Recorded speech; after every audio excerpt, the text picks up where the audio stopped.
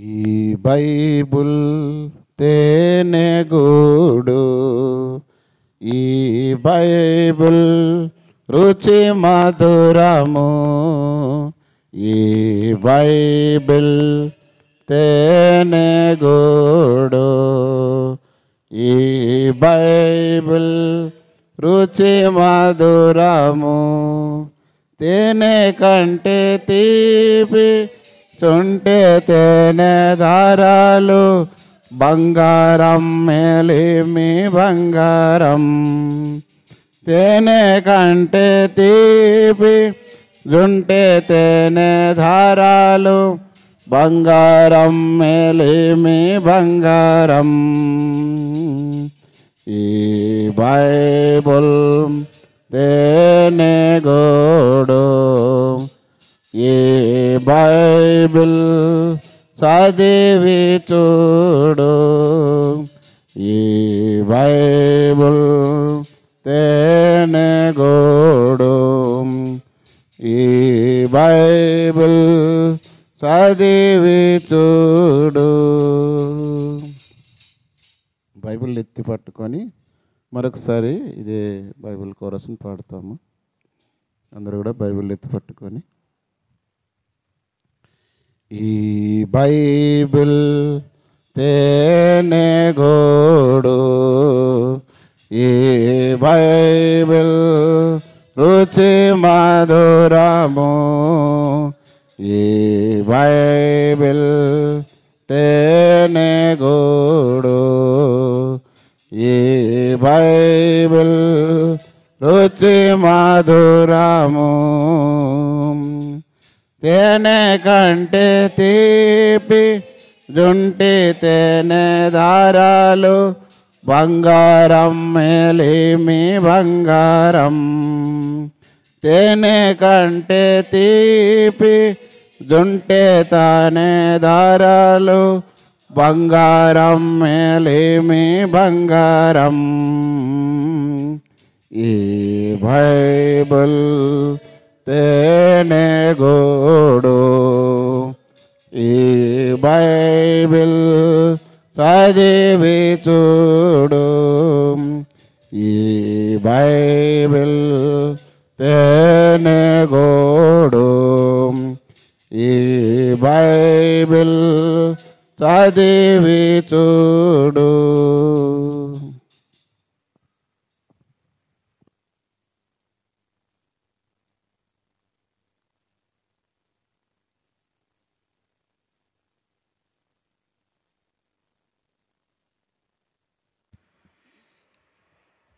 మనము ఈ నెలలో బైబిల్ పఠన కొరకై ఏర్పాటు చేయబడినటువంటి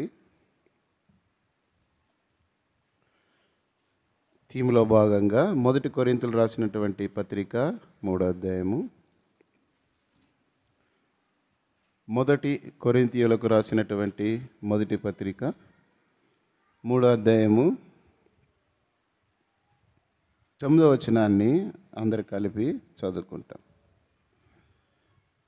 మేము దేవుని జతపని వారమై ఉన్నాము, మీరు దేవుని వ్యవసాయమును దేవుని గృహమునై ఉన్నారు. అయితే మన థీమ్లో మీరు అండర్లైన్ చేసుకోండి చదివేదానికి. నెక్స్ట్, మీరు దేవుని గృహమునై ఉన్నారు అని మనము థీమ్ పెట్టుకున్నాం. మీరు దేవుని గృహమునై ఉన్నారు. రెండవ భాగంగా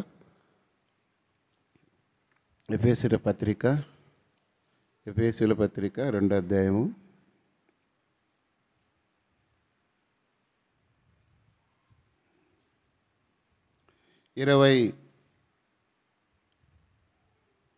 21, 22. క్రీస్తు యేసే ముఖ్యమైన మూలరాయి ఉండగా, ఎఫెసీ పత్రిక 2వ అధ్యాయం 20, 21, 22 అందరు కలిపి చదువుకుంటాం. క్రీస్తు యేసే ముఖ్యమైన మూలరాయి ఉండగా, అపోస్తలులను ప్రవక్తలను వేసిన పునాది మీద మీరు కట్టబడి ఉన్నారు. ప్రతి కట్టడమును ఆయనలో చక్కగా అమర్చబడి ప్రభువునందు పరిశుద్ధమైన దేవాలయముటకు వృద్ధి పొందుతున్నారు. ఆయనలో మీరు కూడా ఆత్మ మూలముగా దేవునికి నివాసస్థలమై ఉండుటకు కట్టబడుచున్నాం.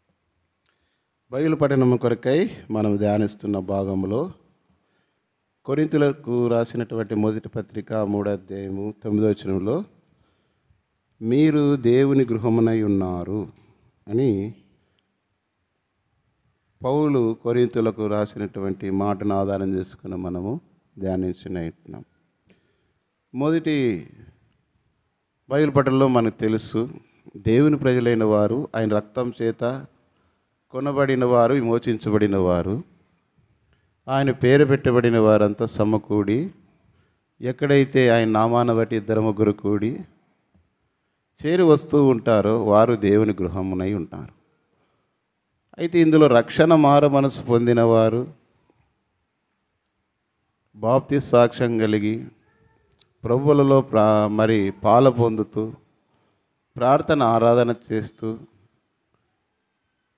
దేవుని వాక్యమును ధ్యానిస్తూ చదువుతూ దేవుని వాక్యం ఏదైతే చెప్తుందో సెలవిస్తుందో దాని ప్రకారం నడుచుకొని జీవించే వారి ద్వారా దేవుడు ఆయనకు నివాస స్థలముగా ఉండనట్లుగా మనల్ని కడుతూ ఉన్నాడు.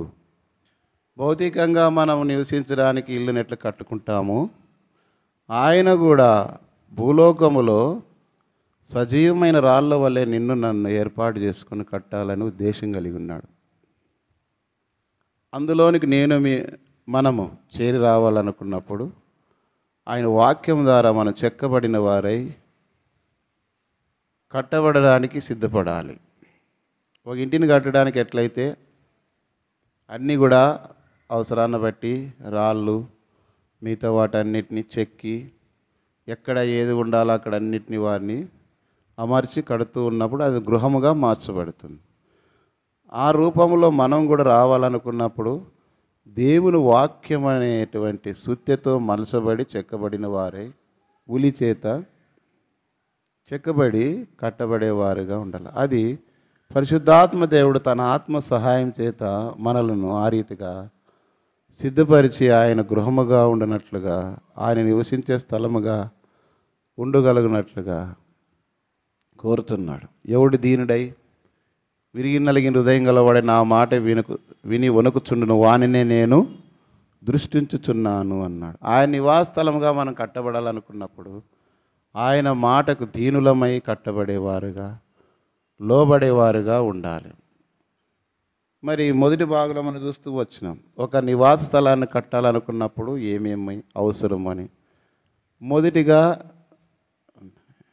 ఏం చెప్తూ వచ్చినాము, మళ్ళీ తీయాల పవిత్రాన్ని గుర్తుపెట్టుకోలేదు, పరీక్షల్లో కూడా అట్లా చూసి రాస్తారేమో కదా, మైండ్లో ఉండాల. సింపుల్గా ఒక ఇల్లు కట్టడానికి మొట్టమొదటిగా ఏం చేస్తారు, స్థలం తీసుకుంటారు. లేదంటే దాన్ని మనము బైబిల్ భాషలో నేల, ప్లేస్, ఒక స్థలం. కాబట్టి ఆ స్థలము, ఆ నేల ఎలాంటిదై ఉండాలంటే మంచి నేల వంటి స్వభావం కలిగిన వారుగా ఉండాలి. మంచి నేల అయి ఉండాలని చెప్తూ వచ్చిన. మంచి నేల అంటే అది నీళ్లు పడడానికి, కట్టడానికి, కట్టిన తర్వాత ఇల్లు కూలిపోకుండా ఉండడానికి గట్టిగా ఉండే స్థలములోను, అనుకూలమైన స్థలములోను, ఆ స్థలంలో కట్టేదా దానికి అనుకూలమైన ప్రదేశము నేలను కోరుకుంటాం. బైబిల్ భాషలో మనం దాన్ని మంచి నేల అని పేరు పెడుతూ వచ్చాం. మంచి నేలలో పడిన విత్తనాలు ఏ రీతిగా అయితే ఫలిస్తూ వచ్చినాయి, ఆ రీతిగా ఆ వ్యక్తి మంచి నేల లాంటి హృదయం కలిగినప్పుడు అతని జీవితంలో దేవుడు నివసించడానికి ఇష్టపడుతూ వస్తాడు. అది మొదటిది మంచి నేల. రెండవది పునాది. ఆ పునాది క్రీస్తు అనే బండ మీద మనం కట్టబడిన వారై ఉండాలి. అంటే యేసుప్రభు రక్తం చేత మన పాపములు కడగబడిన వారై దేవుని వాక్యం చేత కట్టబడడానికి క్రీస్తు అనే పునాది మీద మనము కట్టబడి ఉండాలి. రెండు అయిపోయింది. మూడవది గోడలు దేని సూచిస్తాయని చెప్పినాము, ప్రార్థన, తర్వాత భద్రత కూడా కలిగిస్తాయి. కాబట్టి హిజ్కియా గోడ వైపు తిరిగి ప్రార్థన చేశాడు అని, గోడ వైపు తన ముఖం తిప్పుకొని ప్రార్థన చేసినాడు. కాబట్టి అది ప్రార్థన జీవితాన్ని లేదంటే భద్రత కలిగించేదిగా ఉంటుంది. 4 ద్వారము. ద్వారం దేన్ని తెలియపరుస్తుందని చెప్పాము? సహవాసం. ఒక వ్యక్తి లోనికి బయటికి వెళ్ళాలంటే ఒక ఇంటిలోనికి ఏం అవసరము? ఒక ద్వారం అవసరం, మార్గం. ప్రభు అన్నాడు కదా, నేనే మార్గమును సత్యమును జీవనను. ఇంకొక ఏమంటాడు యోహాను సువార్త 10వ అధ్యాయంలో, గొర్రెలు పోవు మార్గము నేనే అన్నాడు, ద్వారమును నేనే అన్నాడు. తర్వాత పరలోక ద్వారం ఆయనే. యోహాను సువార్త 14వ అధ్యాయంలో మనం చూస్తూ వస్తాం. ఏముందంటే, నా ద్వారానే తప్ప ఎవడును తండ్రి యొద్దకు రాడు అన్నాడు. కాబట్టి ప్రభువే మార్గం. మార్గం ఈ ద్వారమే. దేని చూసి ద్వారబంధం మీద దేవుని వాక్యం ఉన్నట్లుగా మనము చూస్తూ వస్తాం. అంటే దేవుని వాక్యము చేత మనము ఆయన వాక్యములో కట్టబడేవారుగా ఉంటారు. ద్వారం అయిన తర్వాత తలుపు. తలుపు దేని సూచిస్తుంది? ఒక వ్యక్తి మనకు లోనికి బయటికి వచ్చిపోవాలంటే ఆ సహవాసాన్ని, అంటే ప్రభుతో మనము సహవాసం కలిగి ఉండాలి. ఎట్లా సహవాసం కలిగి ఉంటామంటే, దేవుని వాక్యం విన్నప్పుడు దాని ప్రకారం మనం జీవించి నడుచుకున్నప్పుడు మనం ప్రభుతో సహవాసం గలవారు, అన్యోన్య సహవాసము గలవారమై ఉంటాము. ఆయనతో సహవాసం కలిగి ఉండడానికే ప్రభు మనలను పిలుచుకున్నాడు. జక్కైన దేవుడు పిలిచినాడు, ఆయనతో సహవాసం కలిగి నేడే ఇంటికి రక్షణ వచ్చినది. ఇతడు కూడా అబ్రహాము కుమారుడను. తలుపులు అయిపోయినాయి. నెక్స్ట్ ఏమి?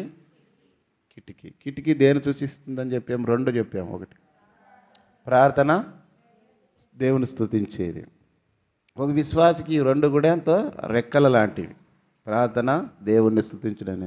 ఓ పక్షికి ఎట్లయితే 2 రెక్కలు ఉంటాయో ఆ రీతిగా దేవుని వాక్యం ద్వారా మనము విన్నప్పుడు దేవుని స్తుతించేదిగా ఉండాలి. మన సమస్యల పరిస్థితులు వచ్చినప్పుడు దాని కొరకై మనము ప్రార్థించేవారిగా దానియేలు ప్రార్థన జీవితాన్ని చూసిస్తూ వచ్చాం.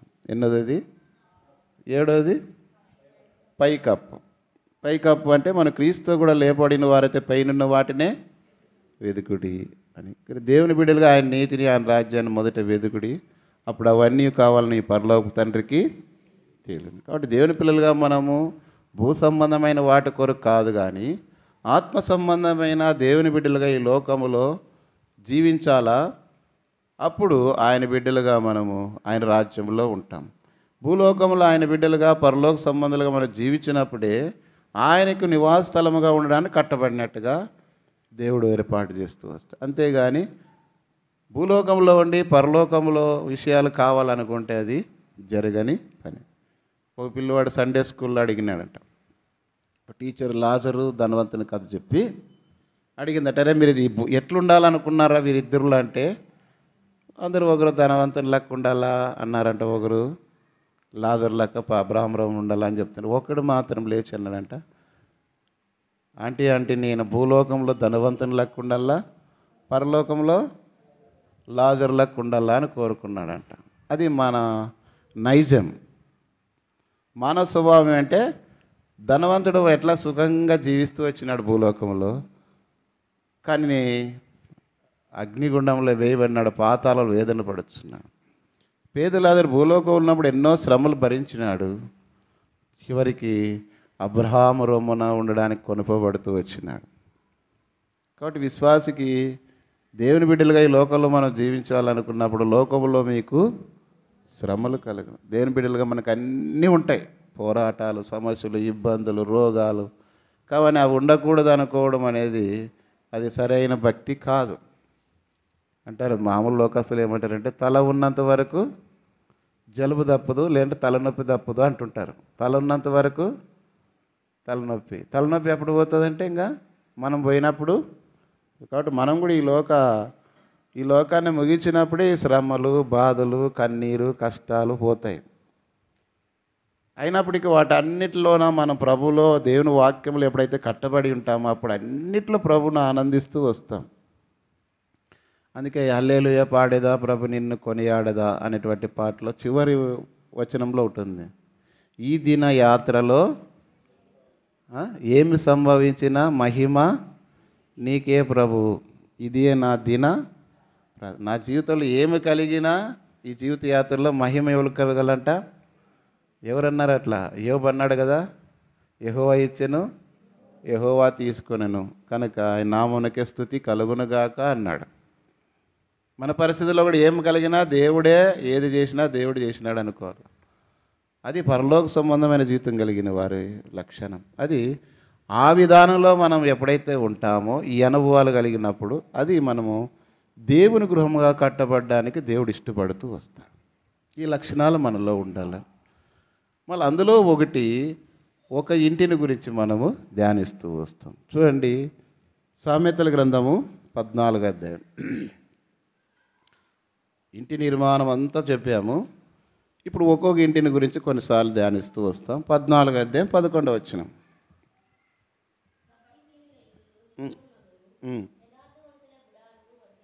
కాబట్టి ఇక్కడ గృహము అన్నా, ఇల్లు అన్నా, నివాస స్థలం అన్నా ఒకటే. సామెతల గ్రంథకర్త ఏమంటున్నాడంటే ఇక్కడ సామెతల్లో ఈ గ్రంథకర్త, యథార్థవంతుల గుడారము, గుడారం అన్నా కూడా ఇల్లే. దేవుని బిడ్డలుగా ఉన్నప్పుడు ఎలా ఉంటుందంటే అది వర్ధిల్లుతూ ఉంటుంది. అయితే భక్తిహీనుల ఇల్లు, ఈ లోకంలో శ్రమలు, కష్టములు, బాధలు, నిందలు, అవమానాలు, పోరాటాలు, కరువు, దరిద్రత ఇవన్నీ వచ్చినప్పటికీ యథార్థవంతుల ఇల్లు ఎలా ఉంటుందంటే వర్ధిల్లుతూనే ఉంటుంది. దేవుని ఆశీర్వాదంతోనే నింపబడుతూ ఉంటుంది. కష్టాలు ఉంటాయి, బాధలు ఉంటాయి, కానీ ప్రభులో ఆనందిస్తూ వస్తారు. అయితే భక్తిహీనుల ఆ రీతిగా ఉండదు. భక్తిహీనుల ఇల్లు మనకు తెలుసు, బుద్ధిహీన ఇల్లు, బుద్ధి కలిగిన వాని ఇల్లు. బుద్ధిమంతుని ఇల్లు ఏమో రాతి మీద కట్టబడింది కంటే వానలు వరదలు వచ్చినప్పుడు అది నిలబడింది. అయితే భక్తిహీనుని ఇల్లు అంటే ఇసుక మీద కట్టబడినటువంటి ఇల్లు ఏమైంది, వానలు వరదలు రాగానే కూలిపోయింది. ఒక విశ్వాసి రక్షణ మారమనిసి పొందాడంటే అతని సాక్ష్యం ఎక్కడ తెలియపరచబడుతుందంటే అతని జీవితంలో కలిగిన పరిస్థితులన్నింటిలో కూడా దేవుని వెంబడిస్తూ ఉంటాడు. అది బండ మీద కట్టబడినటువంటి ఇల్లు. ఇక్కడ అలాంటి దేవుని గృహముగా ఉండాలనుకున్నప్పుడు ఒక ఇల్లు గురించి మనం చూసినప్పుడు ఇక్కడ యథార్థవంతుల గుడారము. యథార్థత అంటే ఏదైతే చేస్తున్నాడో దాన్ని చెప్పడము, మాట్లాడడం. లేదంటే దేన్నైతే మరైతే చెప్పుతున్నాడో దాన్ని చేసేది యథార్థత. చెప్పేది ఒకటి, చేసేది ఒకటి ఉంటే దాన్ని యథార్థత అనరు. ఉదాహరణకి మనకు తెలుసు, చాలామందికి, ఒకవేళ మీరు చదివినారో లేదో తెలియదు కానీ మేము చదివే దినాల్లో 2 సార్లు, ఒకటి ఎలిమెంటరీ స్కూల్లోనే వచ్చింది, ఒకటి హై స్కూల్లోన పద్య భాగంలో. మా పిల్లల్ని ఎవరిని కంట్రోల్ పెట్టుకోండి. ఇక్కడ ఆవు పులి కథ మనకు తెలుసు. ఎంతమంది తెలుసు? ఒకరేనా? చదువుకోయిన వాళ్ళు ఇద్దరు. ఏం వృత్తి నీకు తెలుదా? అప్పుడు నేర్చుకోండి. వాళ్ళ పిల్లలకి ఇట్లా కథ చెప్తే మనం కూడా అట్లా ఉండాలి కదా అని నేర్చుకోవాలి. నేను నేర్చుకున్నాను అది. స్కూల్లో పాఠమైనా నేర్చుకున్నాను. అది నేర్చుకున్నాను. కాకి, ఇంకోటి పిచ్చి కథ 2 ఉన్నాయి. అట్లా కొన్ని నీతి కథలు బాగా మంచి నీతి తెలియపరుస్తాయి. ఆవు పులి కథలు ఏమవుతాయంటే, ఒక పిల్లవాడు ఉంటాడు, ఆవు ఉంటుంది, అది మేతకు పోతుంది. మేతకు పోతే అక్కడ ఒక పులి వచ్చి దాన్ని చంపి తినాలని వచ్చినప్పుడు అప్పుడు ఏమంటుందంటే అది, అయ్యా నాకు చిన్నగా ఇప్పుడే ఈ మధ్య కాలంలో పుట్టినటువంటి చిన్న లేగదుడు ఒకటి ఉంది, అది దానికి పాలిచ్చి వస్తాను, వచ్చిన తర్వాత నువ్వు నన్ను చంపుకొని తినవచ్చు అంటే నీ మాటలు నేను నమ్మలేనంటే అని కొంచెం సంభాషణ కలుగుతుంది. అయినప్పటికీ ఆ ఆవు మాటలను కనికరించి ఆ పులి ఏం చేస్తుందంటే, సరే పోయి రాబోయి ఇక్కడే ఉంటానంట. పోయి అది ఆవు వెళ్ళి దూడకు అన్ని విషయాలు ఇట్లా వెళ్ళాను, పులితో మాట్లాడాను, నీకు పాలిచ్చి వెళ్తానని చెప్పినాను. అయితే నేను పోయిన తర్వాత నువ్వు ఇక్కడున్న వారితో, అంటే చిన్నలతో పెద్దలతో అందరితో నువ్వు చాలా జాగ్రత్తగా ఉండు, నీకు తల్లి లేని దాని అవుతావు అని చెప్పేసి ఆ కథ అంతా చెప్పేసి మళ్ళీ ఆవు అడిగి పోతుంది. అడిగి పోతే అక్కడ పులి ఉండి మాట్లాడినప్పుడు తిరిగి, పులిరాజా ఇప్పుడు వచ్చాను, ఇప్పుడు నువ్వు సంతోషంగా నన్ను చంపుకొని తినవచ్చు అంటాడు. అప్పుడు ఆ పులి ఏమంటుందంటే, నీ సత్యానికి నేను మెచ్చుకున్నాను, చెప్పిన మాటను బట్టి నువ్వు తిరిగి వచ్చావు కనుక నేను చంపను, నీవు నీ బిడ్డ క్షేమంగా ఉండండి అని పులి వదిలిపెట్టిపోయింది. ఇందులో నీతి ఏమి?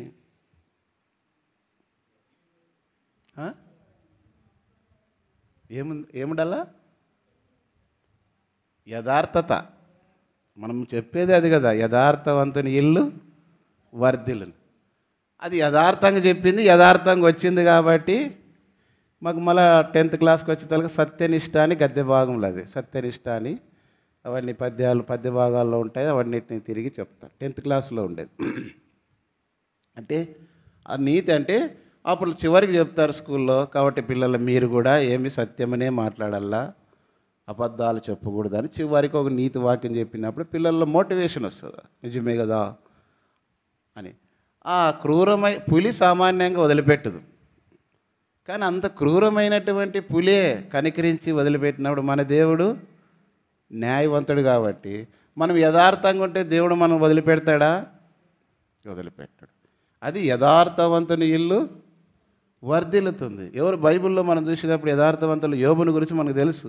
ఎన్నో కష్టాలు శ్రమలు వచ్చినాయి, అందరూ చనిపోయినారు, భార్య సహితం వదిలిపెట్టిపోయింది, ఆస్తి అంతా పోయింది.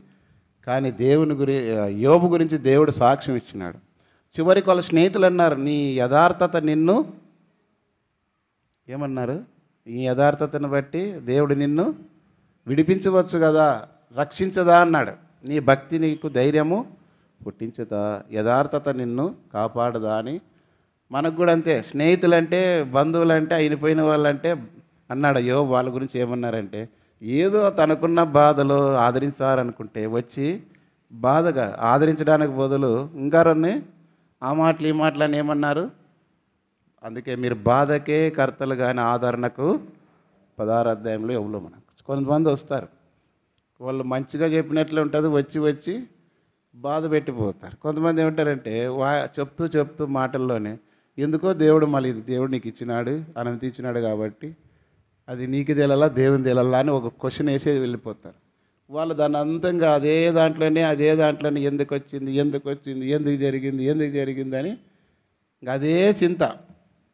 ఒకరోజు ఇట్లు చెప్తారు, ఒకరు అట్లా. వాళ్ళకేమో దేవుడు బయలుపరిచినట్ల. ఇది కొంతమందికి ఇంకా ముందు విషయం ఏదన్నా ఆ విషయం తెలిసినప్పుడు దాని దృష్టిలో పెట్టుకొని వాక్యం ఎత్తి చూపిస్తారు. అది తప్పు. దానివలన కొన్నిసార్లు బోధకులైన వారు కూడా కొన్ని మాటలు తప్పు చెప్తున్నారని కొన్నిసార్లు హెచ్చరిక చెప్పాం. కాబట్టి బల్లారెట్టి తీసుకునేటప్పుడు వాక్యం ఏం చెప్పినారు? కాబట్టి ఎందుకు మనకు రోగాలు వస్తాయంటే మనలో పాపం ఉండిన దాన్ని బట్టి రోగం వచ్చింది అని ఒక ఆయన చెప్పినాడు. ఇందువల్లనే మీరు అనేకులు బలహీనులను రోగులనై ఉన్నారు, చాలామంది నిద్రించున్నారని చెప్తూ. కాబట్టి రోగాలు మనకి ఎందుకు వస్తాయంటే మనలో పాపం ఉన్నప్పుడే రోగం వస్తుందని చెప్పినాడు. ఇప్పుడు సంఘంలో దాదాపు 90 మంది రోగాలు ఉండేవాళ్ళే ఉంటారు, ఏదో ఒకటి. చిన్న పిల్లలు మొదలుకొని ఎవరో రోగం లేని వాళ్ళు మధ్య వయసు చిన్న పిల్లలు కూడా ఇప్పుడు రోగాలు ఉన్నాయి. దానివల్ల ఏమైతే మైండ్లో మనం అనవసరమైన రాంగ్ ఎర్రర్. దేవుని వాక్యంను దేవునికి అనుకూలంగా పాజిటివ్లో తీసుకోవాలి. ఒక రాయి తెస్తారు ఇప్పుడు కట్టేదానికి, అది ఎట్లట్లే ఉంటుంది సరైన పొందిక లేకుండా. దాన్ని ఒక స్థలంలో గుసిపెట్టాలన్నప్పుడు ఏం చేయాలి? దానికి చెక్తారు అక్కడ ఇక్కడ ఎక్కడైతే ఎక్స్ట్రా ఉందో లేదంటే సరిపోతుందో దాన్ని అంతా తీసేసి కట్టడానికి ప్రయోజనాలు. కానీ ఇది పనికిరాదని తీసేయకూడదు, కనీసం పుడిచేకైనా వస్తుంది.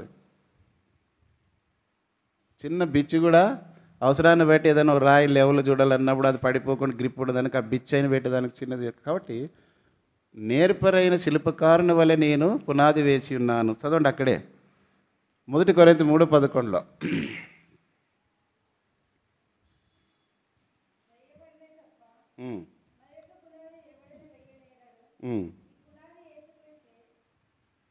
చదువుమా.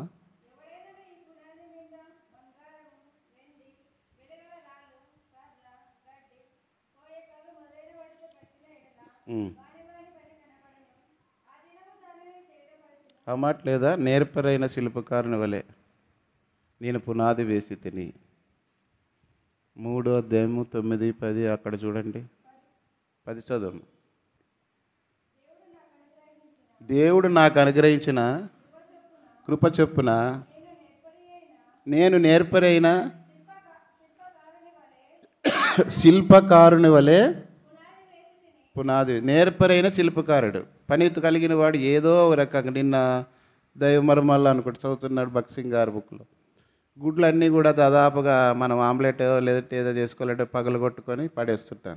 కానీ ఒక చిత్రకారుడు ఏం చేసినాడంటే ఆ గుడ్డుకు చిన్న రంధ్రాలు చేసి దానిలో ఉన్నటువంటి గుజ్జు తీసుకొని వాడుకున్నాడు. కానీ ఖాళీ ఉన్నటువంటి గుడ్లన్నీ తీసి వాటికి విచిత్రమైనటువంటి రంగులు వేసి అలంకారంగా చాలాసార్లు అక్కడక్కడ చూస్తాం. టెంకాయ పీస్తో మంచివి చేస్తారు.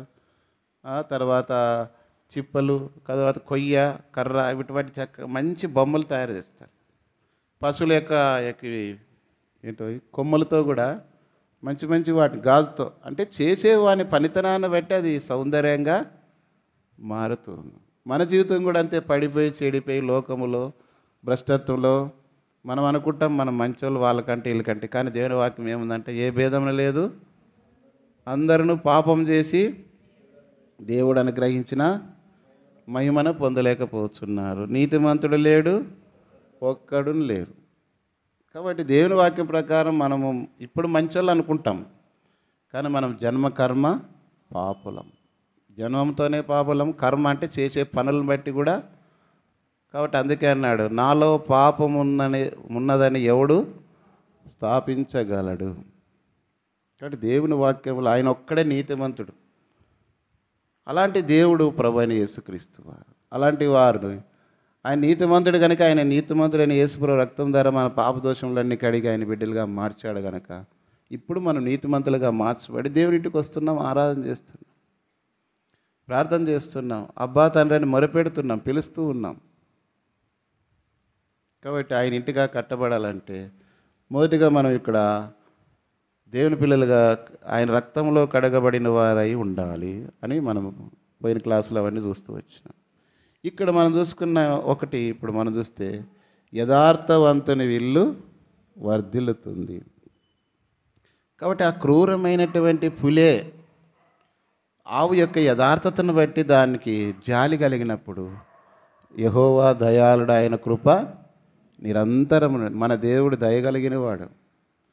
మనకు ఇంకోటి కూడా తెలుసు, అన్యాయుడైన న్యాయాధిపతి ఆ విధురాలకు ఏం చేయాలనుకున్నాడంట, న్యాయం చేయాలనుకున్నాడు. అందుకే యోబు అంటాడు, సర్వశక్తుడు న్యాయం తప్పుడు 33 అధ్యాయంలో. దేవుడు అన్యాయస్తుడు కాదు. కాబట్టి దేవుని పిల్లలుగా మనము యథార్థత కలిగి ఉండాలి.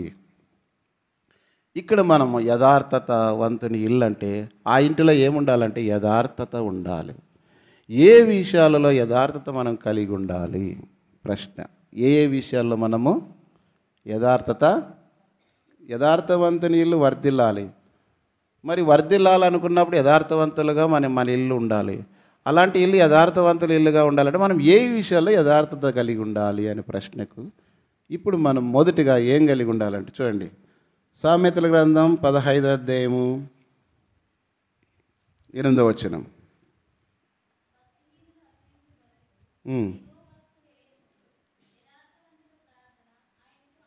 యథార్థవంతుల ప్రార్థన ఆయనకు. కాబట్టి ఓ వ్యక్తి రక్షణ మారమలసి పొందినటువంటి విశ్వాస జీవితంలో తన ఇంటిలో ఏమి కలిగి ఉండాలంటే తన జీవితంలో యథార్థత కలిగి ఉండాలా. అది యథార్థత ఎలాంటిదంటే ప్రార్థన జీవితంలో యథార్థత కలిగి ఉండాలా. ఎప్పుడూ ప్రార్థన చేయాల.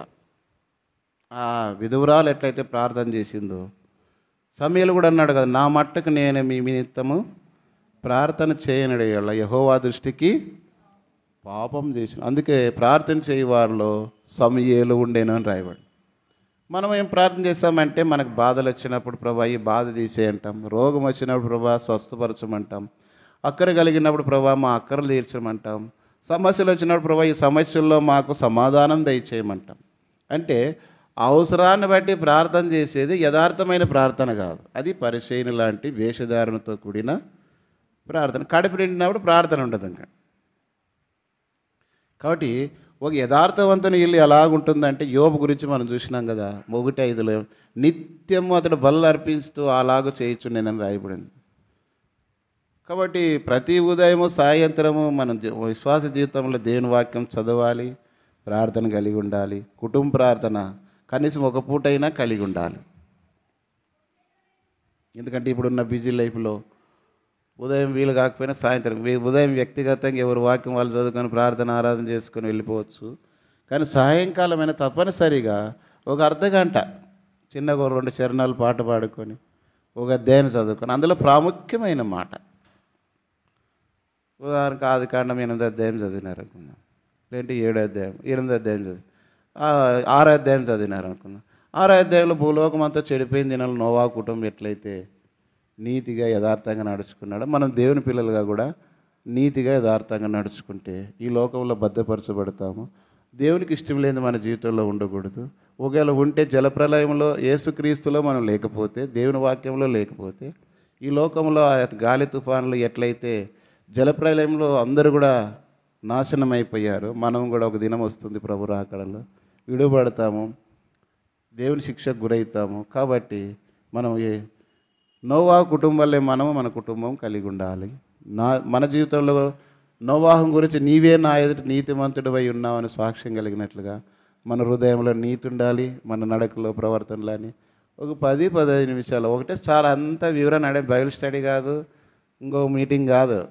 కుటుంబ ప్రార్థన అంటే ఆ రోజుకి ఆ అధ్యాయంలో ఒక విషయాన్ని మనము అప్లై చేసుకొని, ఒకవేళ అందరికీ టైం లేదనుకో ఉన్నవారిలో ఒక ఇద్దరు ప్రార్థన చేయాలి, అందరూ ఏకీభవిస్తుండాలి, ఇద్దరు ప్రార్థన చేయాలి. ఈరోజు చేసిన వాళ్ళు రేపు లేదు, అట్లా మార్చుకుంటే వీళ్ళందరూ ప్రార్థన చేసుకునేది, వాక్యం చదివించేది. ఈ దినంలో ఒక్క మాట ఏదో రకంగా పనిచేస్తుంది, అది యథార్థవంతుల. కాబట్టి అలాంటి వారి ప్రార్థన దేవుడు, యోబు ప్రార్థన యథార్థంగా జీవించినాడు కాబట్టి యోబు తన స్నేహితుల నిమిత్తం ప్రార్థన చేసినప్పుడు అతని ప్రార్థన దేవుడు అంగీకరించినాడు. కాబట్టి మన ప్రార్థన ఎట్లుండాలంటే యథార్థత కలిగిన వారుగా ఉండాలి, అవసరాన్ని బట్టి చేసేది. కాబట్టి మొదటిది వ్యక్తిగతంగా, రెండోది మరి కుటుంబంగా, మూడోది సంఘంగా మనం యథార్థమైన జీవితం కలిగి యథార్థవంతుని ఇల్లు వలె మన కుటుంబం జీవించాలి, ఆ సంఘం కూడా ఉండాలి. ఇది మొదటి యథార్థవంతుల యొక్క ప్రార్థన. ఆయనకు మన ప్రార్థనలో యథార్థత ఉండాలి. అంటే యథార్థవంతుని ఇల్లులో ఏముండాలి అంటే, ఒకటి యథార్థమైన ప్రార్థన. రెండోది చూడండి, 2 కొరింథీ పత్రిక 8వ అధ్యాయము 8వ వచనం.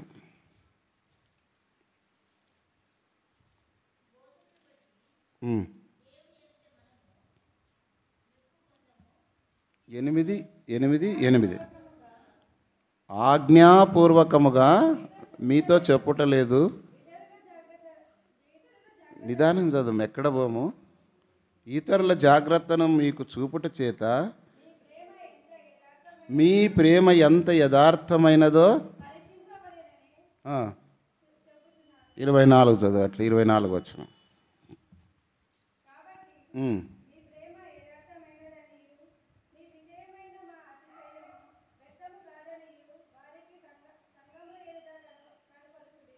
కాబట్టి ఇక్కడ ఈ యొక్క తెస్సలోనికులు మాసిదోనియ వాసులైనటువంటి సంఘమును గురించి వారు నిరుపేదలైన ఎంతో దాతృత్వం కలిగి ఉన్నారు, సహాయం చేస్తూ ఉన్నారు. కాబట్టి వాళ్ళ ప్రేమ ఎలాంటిదంట, మీ ప్రేమ ఎంత యథార్థమైనది. మనం ఎవరికైనా సహాయం చేయాలంటే మళ్ళా వారికి మనం సహాయం చేస్తారు కదా అని ఉద్దేశంతో చేయకూడదు, చేసేవాళ్ళు అయితే మనం చేయాలి కదా అని చేయకూడదు. నిజమైన భక్తి ఏదంటే చెయ్యని వారికే చేయాలి, తిరిగి వాళ్ళు మాకు సహాయం చేయలేరు, చెల్లించలేని వారికి చేస్తే నీ దేవుడు దాన్ని మెచ్చుకుంటాడు. కాబట్టి ప్రేమలో యథార్థత కలిగి ఉండాలి. కాబట్టి ప్రేమించుట అంటే అర్థం యోహాను సువార్త 14:15, 14వ అధ్యాయం 15 వచనం.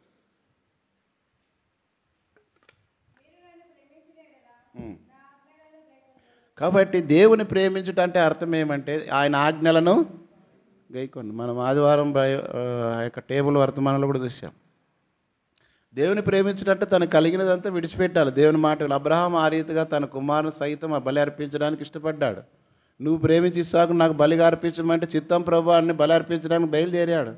మనం కూడా దేవుడు నిజంగా ప్రేమిస్తున్నామంటే మన ప్రేమ ఏముండాలంటే దేవుడు చెప్పిన మాటకి మనము, అది యథార్థమైన ప్రేమ. యథార్థమైన ప్రార్థన మొదటిది.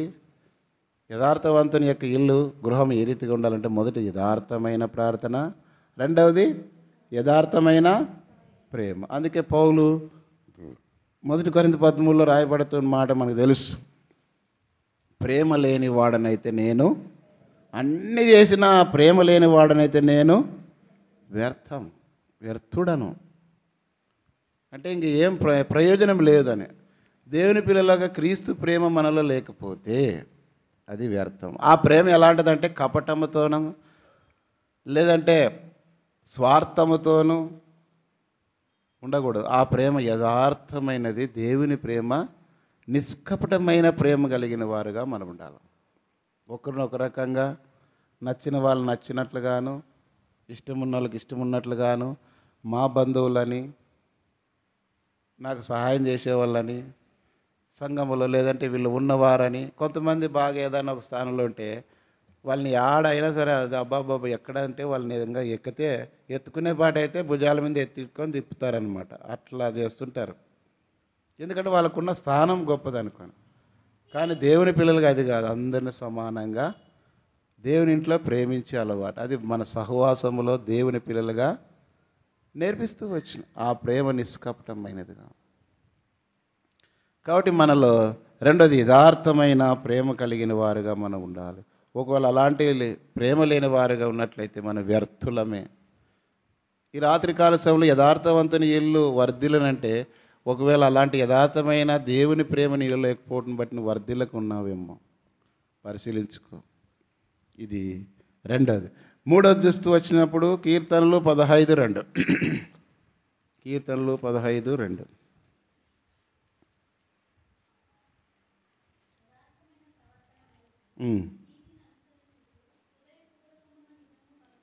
కాబట్టి మూడవదిగా ఎలా ఉండాలంటే యథార్థమైన ప్రవర్తన. దేవుని పిల్లల యొక్క ప్రవర్తన ఎలా ఉండాలంటే యథార్థంగా ఉండాలి. ఇంట్లో ఒక రకంగా, వేరే ఊరిలో ఒక రకంగా, ఇతరులతో ఒక రకంగా, మందిరంలో ఒక రకంగా వేషాలు వేసుకునేవి కాదు. కాబట్టి మొన్న కూడా ప్రార్థన మీటింగ్లో ఒక మాట చెప్పినాడు. ఏం చెప్పినాడు? నటిస్తారు. సినిమాల్లో వాళ్ళు ఎట్లా నటిస్తారో దేవుని పిల్లలు ఎట్లుండాలో అట్లా నటించేదానికి అలవాటు పడినారు. ఇంకొక ఆయన వాక్యం పెట్టినాడు. మందిరాలు మామూలుగా ఉన్నప్పుడేమో మామూలుగా భక్తి పరులకు అన్నీ తీసేసి అంత భక్తులకు వస్తారు. ఫంక్షన్లు పోయినప్పుడేమో అంతా లోకస్తులకు ఉంటారు. అంతవరకు ఏడుంటాయి? ఇంట్లోనే ఉంటాయి. ఇది కాదు యథార్థమైన ప్రవర్తన. అందుకే నువ్వు దేవుని మందిరమునకు పోవున్నప్పుడు నీ ప్రవర్తన జాగ్రత్తగా చూసుకో. దేవుని పిల్లలు ఎలా ఉండాలి? యథార్థమైన ప్రవర్తన ఉండాలి. ఒకసారి ఒక సేవకుడు బస్సు ఎక్కినాడంటే ఊరు పోయే. ఆ బస్సులో ఇంకొక సీటు కోసము ఇంకొక అతనితో తగులాడుతున్నారంట. తగులాడుతుంటే కండక్టర్ వచ్చినారంట. చూసి, కండక్టర్ కూడా విశ్వాసేనంట. ఈయన చూసి ఈయన పాస్టర్ గారు ఉన్నట్లున్నారని చెప్పి దగ్గరికి వచ్చి, మామూలుగా ఉన్న ప్రయాణికుని కంటే పాస్టర్గా ఉండే ఆయన బాగా నోరు ఎక్కువ చేసి మాట్లాడుతున్నారంట గొడవ పడింది సీటు కోసం. కండక్టర్ గారు వచ్చినారంట. అయ్యా పాస్టర్ గారు అన్నాడంట. చెప్పండి అని గట్టిగా అన్నాడు. మీరు ఏ సంఘానికి పోతున్నారు వాక్యం పరిచయం చేసేకి అన్నాడంట. అంటే పలానా కసాపులో బేతలకి వాక్యం చెప్పే పోతున్నానంటే, నా ఎట్లోడంటే నేను ఆ సంఘానికి పోయే విశ్వాసిని అని చెప్పినాడు. కండక్టర్ ఏం చెప్పినాడు? నేను ఇప్పుడు ఆ సంఘం బేతేలు విశ్వాసిని అని చెప్పినాడు. ఇప్పుడు కండక్టర్ ఆ పాస్టర్ గురించి ఇప్పుడు ఏమని చెప్పాలి? ఇక్కడ వాక్యం ప్రేమ గురించి చెప్తా, యథార్థ ప్రవర్తన గురించి చెప్తాడా? ఆడేమో సీటు కోసం భయంకరంగా కొట్లాడా. ఈడొచ్చి దేవుడి పిల్లలుగా మనం ఎట్లుండాలో మంచి ప్రవర్తన కలిగి ఉండాలను, దేవుని మందిరానికి పోయినప్పుడు నీ ప్రవర్తన జాగ్రత్తగా ఉండాలా, దేవుని వాక్యమే ఉండదు, మాటల్లోను క్రియలోను విశ్వాసంలో ప్రేమలో మాదిరిగా ఉండాలా అని దంచి అన్నీ చింతకు చేసి అబ్బా ఏం చెప్పినాడు అరిసరిసి అంటాడు. కానీ వాస్తవానికి అతని జీవితంలో ఇది యథార్థమైన ప్రవర్తన కాదు. చాలామంది వాళ్ళ జీవితాల్లో లేకుండా ప్రవర్తిస్తూ ఉంటారు. అయితే ఆ ప్రవర్తన దేవునికి ఇష్టము లేదు. మరి నీ ప్రవర్తన ఎలా ఉంది? నువ్వు దేవుని మందిరానికి పోయినప్పుడు నీ ప్రవర్తన ఎలా ఉంది? చూడండి, ఇక్కడ ఒక మాట చూస్తే మొదటి రాజుల గ్రంథం 3వ అధ్యాయము 6వ వచనం. మొదటి రాజుల గ్రంథం 3వ అధ్యాయము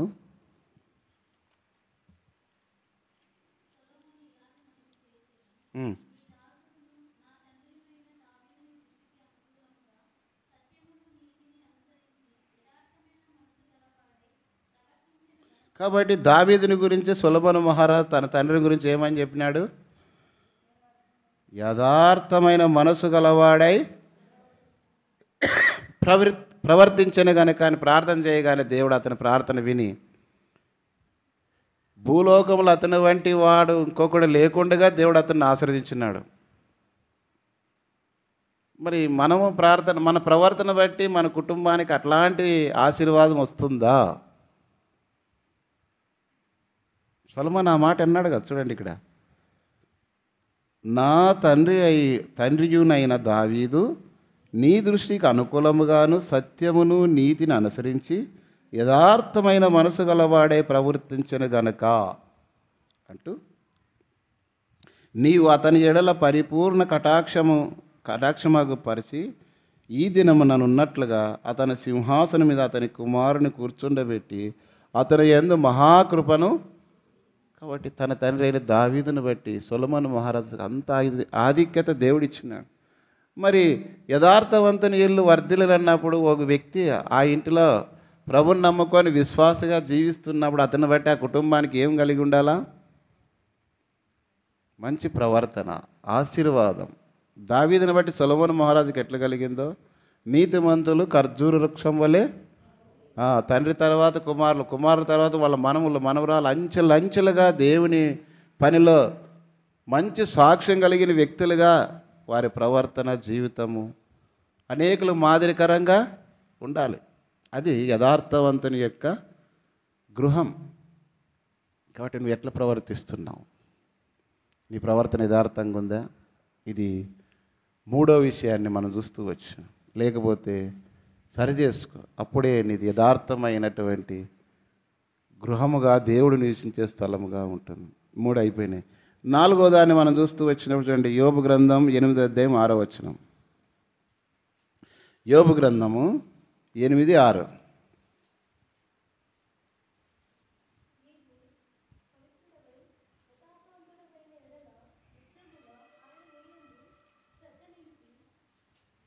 నీ నీతికి తగినట్టుగా, నేను 8వ వచనమే చదివింది, 8:8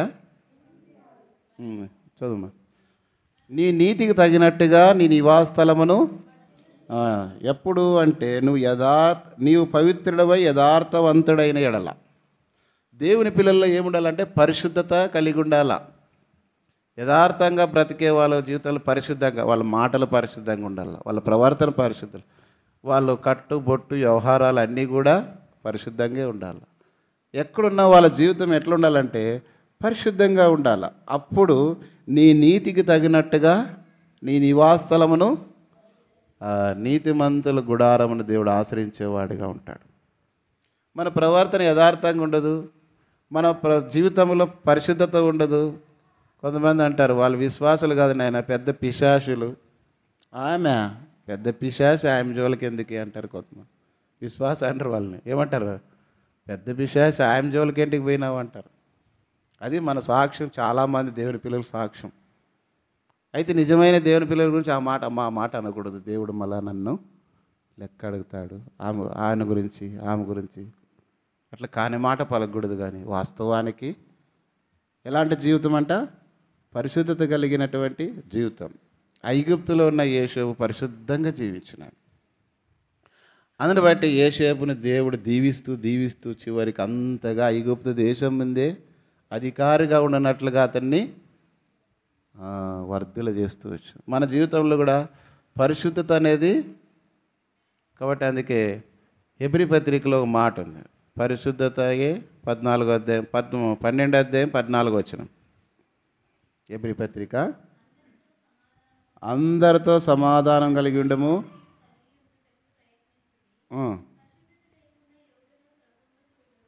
పరిశుద్ధత లేకుండా ఎవడును ప్రభువును. కాబట్టి పరిశుద్ధత లేకుండా ఎవడు ప్రభును, నీ జీవితంలో ప్రభువును, ఒకవేళ ఈ లోకంలో మనం ముగిసినా దేవుని చూస్తాం, లేదా ప్రభు వచ్చినా ఆయన చూసి హృదయ శుద్ధి గలవారు ధన్యులు వారి దేవుని. కాబట్టి హృదయం శుద్ధి లేకుండా, జీవితంలో పరిశుద్ధత లేకుండా ప్రభును చూడం. యేసు ప్రభు రక్తం చేత కడగబడిన తర్వాత మనం పరిశుద్ధత కలిగి జీవించాలి. అది యథార్థత. ఐగుప్తులో ఉన్న యోసేపును ఎన్నో రకాలుగా శ్రమలు హింసలు పడ్డాయి. చివరికి ఎంతో భయంకరమైన పాపం శోధించబడినప్పటికీ తాను తప్పించుకొని పారిపోయినాడు పాపంలో పడకుండా. చెరసాల్లో వేయబడ్డానికైనా ఇష్టపడ్డాడు కానీ పాపం చేయడానికి ఇష్టపడలేదు. అందుకే అతని యథార్థతను బట్టి దేవుడు అతన్ని మెచ్చుకొని తిరిగి ఐగుప్తు మీద ఆ రాజు యొక్క హృదయం తెరవబడి, రాజుల హృదయాలు నీటి కాలువ వలె చేసే దేవుడు కాబట్టి యోసేపును ఐగుప్తు మీద అధికారిగా చేస్తవచ్చు. నీ జీవితంలో కూడా నువ్వు పరిశుద్ధత కలిగి ఉంటే నువ్వు ఉన్న స్థలములో, నీ ఇంటిలో, నీ గ్రామములో, సంఘములో నేను ఎట్లా అంచెలుగా దేవుడు నిన్ను ఆశ్రయిస్తూ వస్తాడు. ఎట్లా మొదటి కీర్తనలో మనం చూస్తూ వస్తాం కదా, యెహోవా ధర్మశాస్త్రమునందు దివారాత్రము ధ్యానించువాడు ఆకువాడక తన కాలమందు ఫలమిచ్చే చెట్టు వలె ఉండను, అతడు చేయనదంతయు సఫలమగును. దేవుని వాక్యానుసారంగా పెరుగుతూ జీవిస్తూ ప్రవర్తించే వ్యక్తి ఎట్లుంటాడంటే ఒకానొక సమయంలో ఆకువాడక తన కాలమందు ఫలమిచ్చే దేవుని ఇంటిలో, తన ఇంటిలో, సమాజంలో ఎట్లుంటాడంటే దేవుని బిడ్డ అనేకులకు ఆశీర్వాదకరంగా ఉంటాడు. యోసేపు ఆ దేశానికి ఆశీర్వాదకరం కరువులందరూ పోషించాడు. కాబట్టి ఒక వ్యక్తి దేవునికి ఇష్టమైన జీవితం జీవితంలో తనున్న సంఘములో, కుటుంబంలో దేవుని వాక్యంలో అందరినీ పోషిస్తుంటాడు, నడిపిస్తుంటాడు. తర్వాత అందరినీ ఆ దైవికమైన విధానంలోనికి వారిని పెంచుతూ వస్తాడు. అది నీ పరిశుద్ధతను బట్టి. అందుకే 97వ కీర్తనలో అనుకుంటాను ఏముందంటే, పరిశుద్ధత ఎన్నిటెన్నిటికి నీకు అనుకూలము. 93:5 నీ శాసనములు ఎన్నడను తప్పిపోవు యెహోవా, ఎన్నటెన్నటికీ పరిశుద్ధతయే నీ మందిరమునకు. దేవుని మందిరం పరిశుద్ధత అనుకూలం కాబట్టి దేవుని మందిరానికి వచ్చినప్పుడు మన ప్రవర్తన జాగ్రత్తగా పరిశుద్ధత కలిగి వస్తున్నామా? ఎట్లా పడితే అట్లా తిరిగి, ఎట్లా పడితే అట్లా మాట్లాడి, ఎట్లా పడితే అట్లా ప్రవర్తించి, ఎట్లా పడితే అట్లా జీవించి ఏదో మందిరాన్ని బైబిల్ పట్టుకొని వచ్చి అందులో భక్తులకు కనపడితే దేవుడు మెచ్చుకోడు. మనుషులైతే పైరూపం లక్ష్య పెడతారు కానీ దేవుడు నీ హృదయమును లక్ష్య పెట్టును. నీ హృదయాన్ని దేవుడు లక్ష్య పెడుతున్నాడు. బయటకు మనుషులు ఎదుట ఏమి లేనట్లుగా, తెలుకున్నట్లుగా నటించవచ్చు. అదే మనం చెప్పినాడు కదా, నటించేవాళ్ళు సినిమాల్లో యాక్టింగ్ నటిస్తే విశ్వాసుల మందిరాల్లో దేవుని పిల్లల మధ్యలో నటిస్తారు. కాబట్టి పరిశుద్ధత కలిగి ఉండాలి. యథార్థవంతుని గృహంలో పరిశుద్ధత కలిగి ఉండాలి. 5వది మనం చూస్తూ వచ్చినప్పుడు చూడండి, 78వ కీర్తనలు 78, 72. అతడు యథార్థ హృదయుడై వారిని పాలించెను, కార్యములు యందు నేర్పై వారిని. కాబట్టి రక్షణ మారు మనసు పొందిన బిడ్డల యొక్క లక్షణాలు ఏమంటే, యథార్థ హృదయుడి వారిని పాలించు. దేవుని సంఘములో పాలించేవారు సేవకుడు కావచ్చు, పరిచర్య చేసే బాధ్యత కలిగిన పెద్దలు కావచ్చు, పరిచారకులు కావచ్చు. ఎట్లా ఉండాలంటే యథార్థంగా వారిని పాలించాలి. యథా రాజా తథా ప్రజ అని ఒక సూక్తి ఉంది. అంటే అర్థమేం తెలుగులో? యథా రాజా అంటే రాజు ఎట్లుంటే తథా ప్రజలు కూడా అలాగే ఉంటారు. ఒకరింట్లో, ఒక విశ్వాస ఇంట్లో, ఒక సంఘంలో బోధించేవాళ్ళు, నేర్పించేవాళ్ళు ఎట్లా నడుచుకుంటే ఆ సంఘంలో అట్లా నేర్చుకుంటారు. ఇట్లా చేయకూడదు, ఇట్లా ఉండకూడదు. బోధించేవాళ్ళు, నడిపించేవాళ్ళు లేకుండా బోధిస్తే అది ఫలించదు. అది ముండ్ల పొదల్లో పడిన విత్తనాలు, లేదంటే రాత నేల పడిన విత్తనాలు, లేదంటే త్రోపక్కబడినటువంటి విత్తనాలు కాకులు వచ్చి ఎత్తుకొని ఫలించు. కారణం ఏమంటే చెప్పేవాళ్ళే లేరు. కాబట్టి మంచి నేల అంటే మనం చేసే పని యథార్థంగా ఉన్నప్పుడు, మనం సంఘంలో యథార్థంగా పరిపాలించినప్పుడు, నడిపించినప్పుడు ఖచ్చితంగా వాళ్ళు కూడా అదే నేర్చుకుంటారు. అదే మన పూర్వ పెద్దలు భక్సింగ్ గారు, 5 జత పని వారు ఆ రీతికి నేర్పించుకున్నారు. అన్ని దేవుని కొరకు వదిలిపెట్టినారు. ఇది చేయకూడదే చేయాలి. ఇంట్లో కూడా ఏది కూడా పిల్లలు అడిగినా దేవుని పిల్లలుగా మనం అది వేసుకోకూడదమ్మా, ఇది కొట్టకూడదమ్మా, ఇది చేయకూడదమ్మా, గొరింటాకు పెట్టుకోకూడదమ్మా, గోర్లకు రంగు వేసుకోకూడదమ్మా, ఇంకా ఏమేమి ఉన్నాయో అవన్నీ నేర్పిస్తారు. మగ పిల్లలకు మనం ఇట్లా ఉండకూడదు, అట్లా ఉండకూడదు, అది చేయకూడదు, ఇది చేయకూడదు. ఇప్పుడైతే ఒకప్పుడు అనుకుంటే కొరివి దెయ్యాలు అనేవాళ్ళు. ఎవరన్నా సరిగ్గా గిడిచిపోతే దువ్వుకోకుండా ఇడిచి ఏం కొరివి దెయ్యలాగా తల అట్లా పెట్టుకున్నావు అనేవాళ్ళు. ఇప్పుడు అది ఫ్యాషన్ అయింది. పవిత్ర కొరివిదేయాలాగా తలలు ఇడుచుకొని తిరిగేది మగపిల్లలు అట్లే పిల్లలని ఉనివన్నీ పెంచుకొని చుట్టూ పెంచుకొని రబ్బర్ బ్యాండ్లు వేసుకుంటారు, ఎయిర్ బ్యాండ్లు రబ్బర్ బ్యాండ్లు అనుకునేది. వీళ్ళకేం తెవులు వచ్చిందిరా అనుకుంటా. వాక్యంలో ఏందనే స్త్రీలు తల బోడి చేసుకోకూడదు, పురుషులు తల వెంట్రుకలు పెంచకూడదు అని ఉంది ద్వితీయోపదేశకాండం లేవికాండం కానీ మీరు చూస్తే.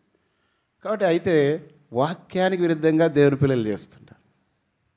మేమైతే దేవుని వాక్యం విన్న తర్వాత ఏదన్నా నేర్చుకున్నాం, ఇది మనకు తెలియపరచంగా అట్లాగే ఉండాలి. అంతేగాని లోకాన్ని అనుసరించకూడదు.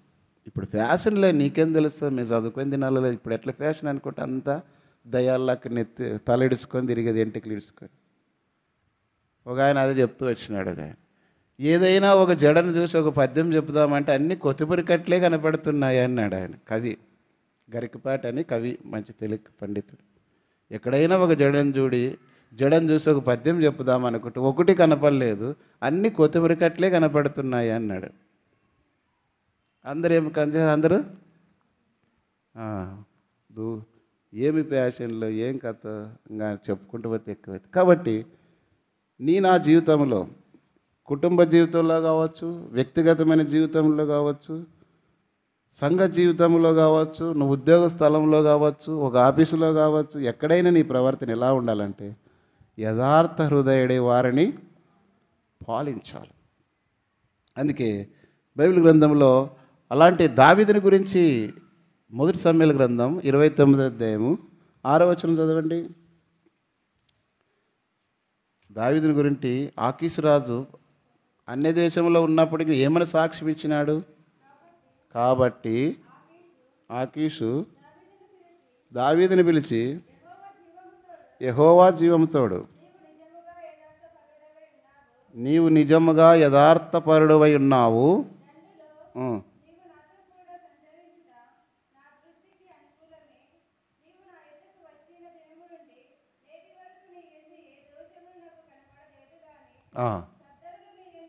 సర్దారులు నీ యందు ఇష్టం లేక.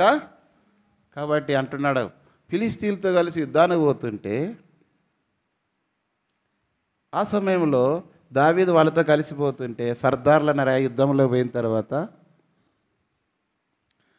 మనకి ఈ యొక్క దావీదు వాళ్ళ పక్షంగా ఒకవేళ మనకు యుద్ధం చేయవచ్చునేమో అతను పంపించేయమంటే అప్పుడు అంటున్నా, అయ్యా నేటి వరకు ఎట్లా అంటే ఆయన దగ్గర ఉన్నప్పటి నుండి. కాబట్టి ఆకీషు దావీదుని పిలిచి, యెహోవా జీవముతోడు నీవు నిజముగా యథార్థపరుడవై. అన్యరాజు దావీదుని గురించి అంత సాక్ష్యం. ఒక యథార్థవంతుడిగా, ఒక దేవుని వాక్యానుసారంగా నడుచుకునే వ్యక్తి జీవితంలో అలాంటి యథార్థత కలిగిన వ్యక్తిగా ఉండి. అందుకే దావీదుని గురించి ఏమని చెలివిచ్చినాడు? అతడు నా హృదయానుసారుడైన మనుష్యుడు. అపోస్తల కార్యములు 13:22 మనం చూస్తూ వస్తాం. నేను ఒక మనుషుని కనుగొనిన్నాను, అతడు యథార్థవంతుడు, నీతివంతుడు. చదవండి అన్నమాట. దావీదును వారికి రాజుగా ఏర్పరిచి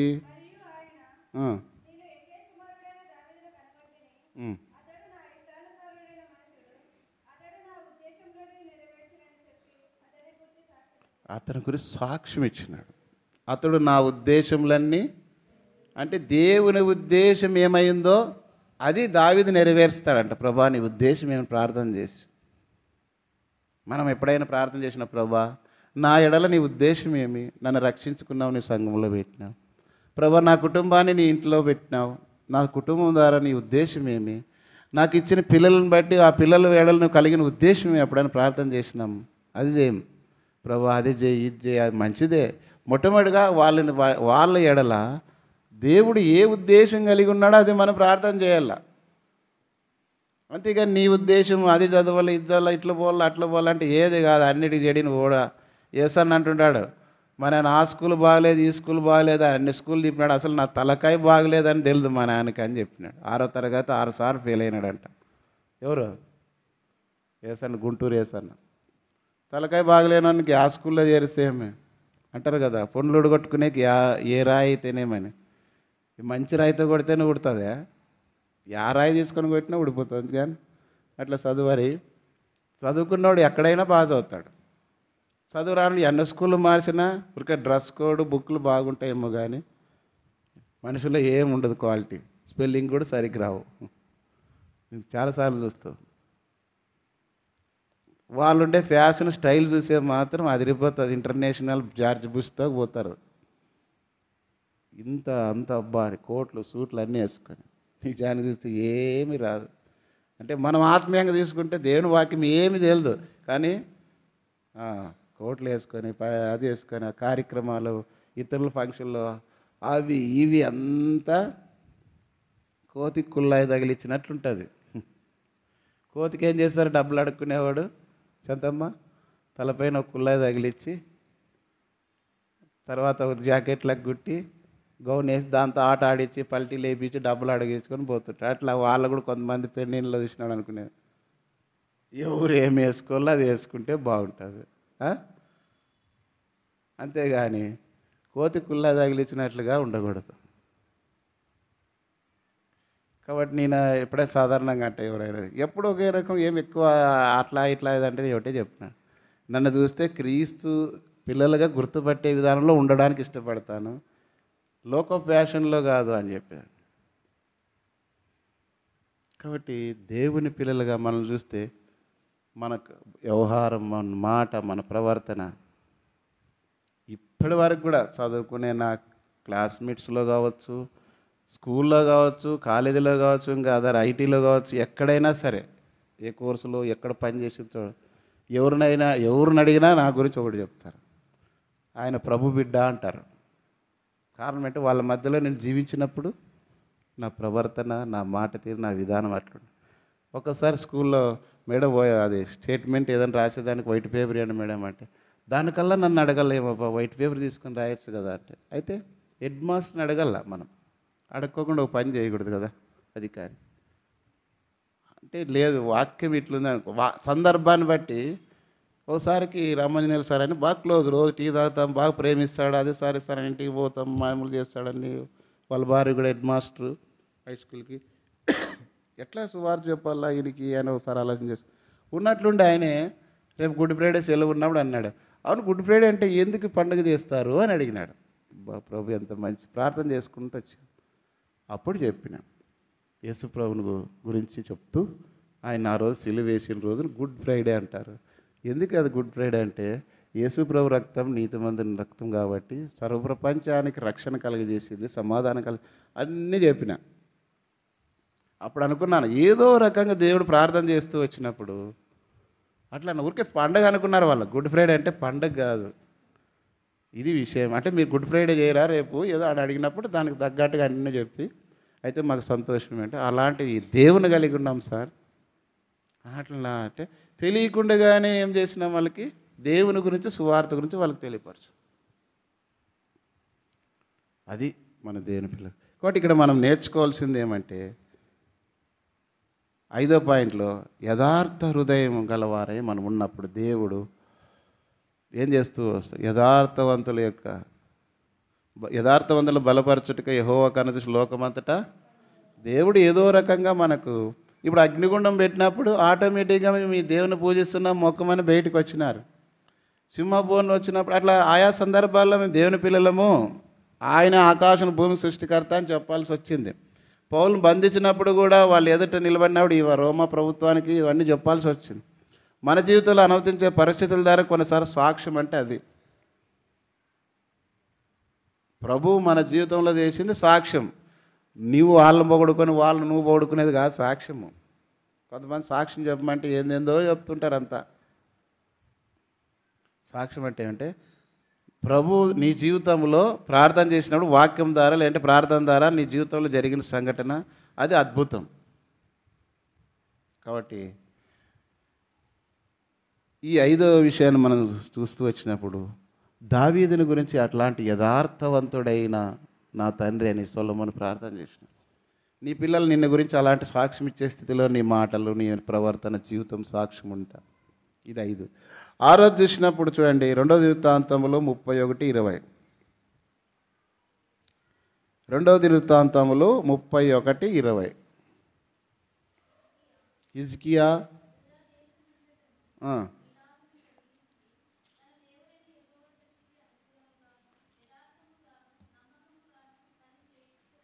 కాబట్టి ఇక్కడ హిజ్కియా రాజు దేవుని మందిరం పని విషయంలో ఎట్లున్నాడంటే యథార్థముగా నువ్వు నమ్మకముగాను పని చేయొచ్చు.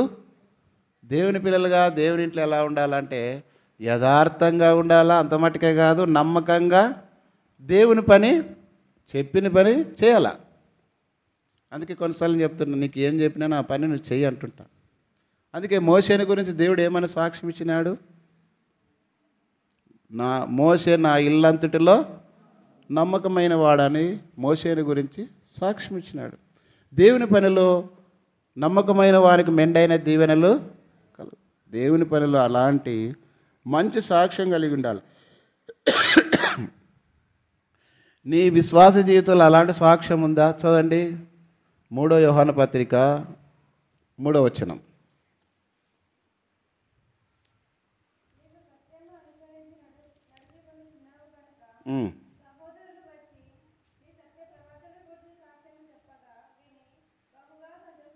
కాబట్టి నువ్వు సత్యమును అనుసరించి నడుచుకొనిచున్నావు.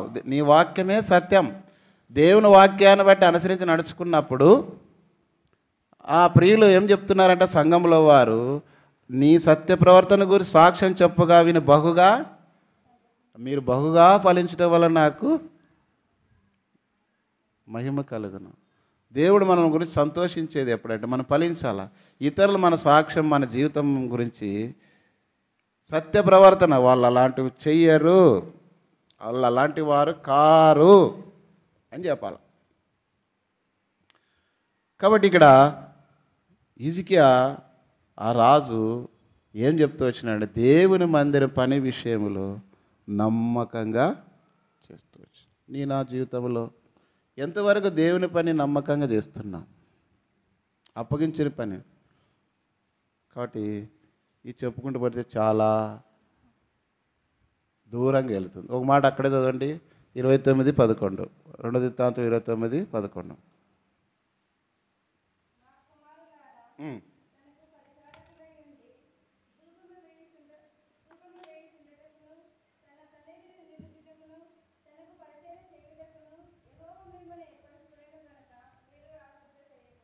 కాబట్టి దేవుడు మనల్ని ఎందుకు ఏర్పాటు చేసుకున్నాడు? దేవుని పని చేయాలి. అది ఎంతమంది అన్నారా అని, ఎట్లన్నారా అని, ఎవరన్నా పోని, మనకు దేవుడు అప్పగించిన పని. నీ ఆహారం నీళ్ళ విధివేయము. చాలా దినులైన తర్వాత సెయింట్ ఫ్రాన్సిస్ అనే జీవిత సాక్ష్యం చదివితే ఆయన అడవుల్లో పోయి సువార్త చెప్తున్నాడట. ఆ సువార్త విని అక్కడ ఒక తోడిలో గ్రామంలో పడి అనేకులు నిమిషం చంపుతుందంట. కానీ ఆ దేవుని మాటలు విని సెయింట్ ఫ్రాన్సిస్ ప్రార్థన చేస్తే ఆ తోడేలు వచ్చి అతని దగ్గరికి వచ్చిన తర్వాత ఆ గ్రామస్తులంతా చెప్పారంటే ఈ తోడేలు వచ్చి మా గ్రామంలో అందరూ చంపుతుంది అని చెప్తే ఆ ప్రార్థన చేస్తే తోడేలు వచ్చి అతని మీద, ఈ గ్రామాన్ని ఈ రకంగా ఉన్నవారిని చంపనని నాకు మాట ఇవ్వంటే తోడేలు అతని చేతులకు చెల్లిపోయింది. అనేకులు నిజముగా ఇతడు దైవజనుడు అని సెయింట్ ఫ్రాన్సిస్ గురించి ఎలాంటి సాక్ష్యం అంటే తెలుసా? తన ఇంటి వారితో సహా, తన తండ్రి అంటాడు, నువ్వు దేవుని నమ్ముకొని దేవుని పని చేస్తున్నావు కాబట్టి నీ ఒంటి మీద ఉన్న బట్టలు కూడా నావే అంటే ఆ ఒంటి మీద ఉన్న బట్టలతో సహా అతనికి ఇచ్చేసిపోయినాడు అడవికి. గొప్ప ఆస్తిపరుడే సెయింట్ ఫ్రాన్సిస్. కాబట్టి అంత గొప్ప దైవజనులు. మనం ఏది ఉన్ని కొత్త బట్టలుగా ఎవరన్నా మంచిది తీసుకొచ్చినప్పుడు ఇది ఎవరన్నా అడిగినా, ఇప్పుడు నా ఎంగి ఉందనికి అడిగినారు అనుకో, ఇలేం కదా, అది మన భక్తి.